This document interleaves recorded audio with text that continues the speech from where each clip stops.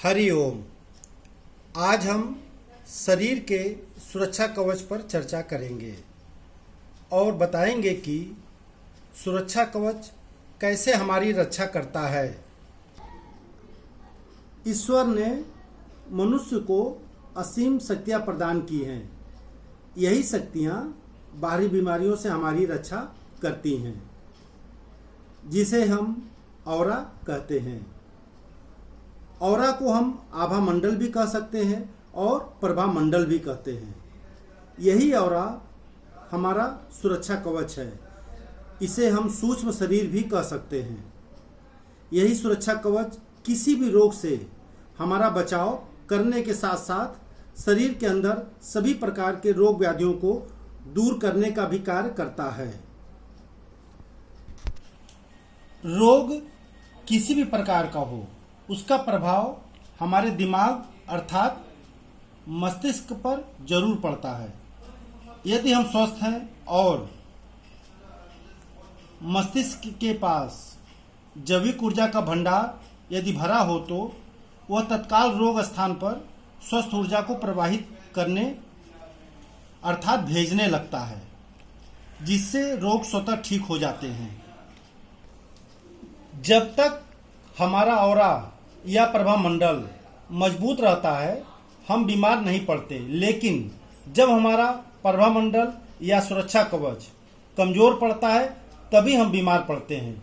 यह सुरक्षा कवच दिन रात 24 घंटे हमारे नकारात्मक मनोभावों के कारण जो टॉक्सिन अर्थात विष शरीर में इकट्ठी होती है उसे बाहर लगातार फेंकता रहता है, और जब सुरक्षा कवच बीमार या असमर्थ हो जाता है तभी हम बीमार पड़ते हैं।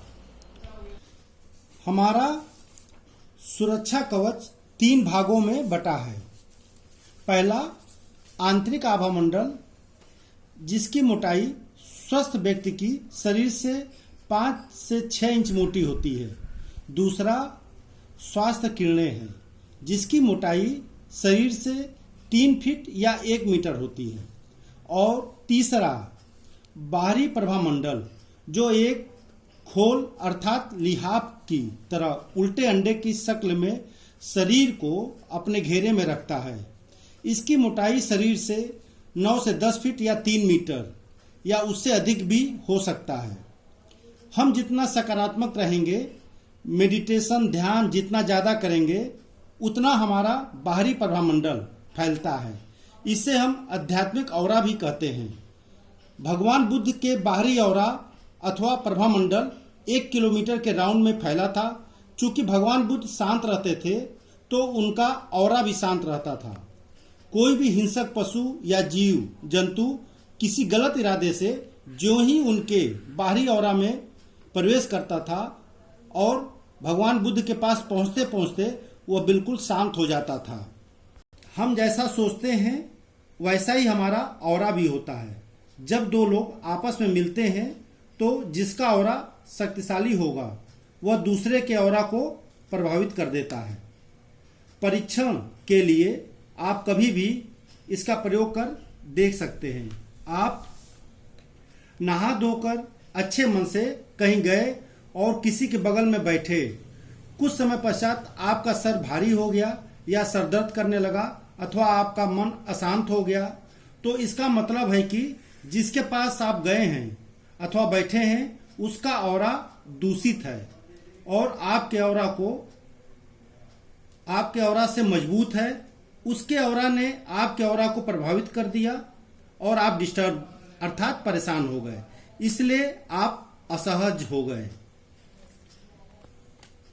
अपने ऑरा या आभा मंडल या प्रभा मंडल को मजबूत करने के लिए आपको सकारात्मक सोचना होगा, ध्यान मेडिटेशन करना होगा, योगा करने से, सही खान पान का होना अथवा स्पर्श चिकित्सा के प्रयोग से भी आपका ऑरा स्वस्थ एवं मजबूत होता है। जो भी आपको अच्छा लगे करिए। यदि आपका ऑरा मजबूत है तो आप स्वस्थ एवं निरोग रहेंगे। ईश्वर ने मनुष्य को ऐसी बहुत सी शक्तियां प्रदान की हैं जिससे हम सुरक्षित व स्वस्थ रह सकते हैं, बशर्ते उसे जानें और अपनाएं।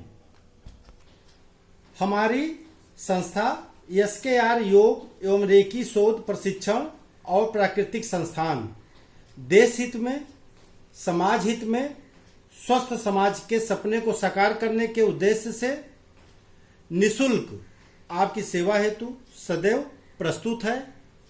जो भी लोग समूह में इसको जानना चाहते हैं या अपनाना चाहते हैं, ऐसे सभी लोग संस्था से संपर्क कर अपने क्षेत्र में निःशुल्क सेमिनार का आयोजन कराकर लाभ उठा सकते हैं। अगले प्रोग्राम में हम अपनी इम्यूनिटी कैसे बढ़ाएं पर चर्चा करेंगे। हरि ओम।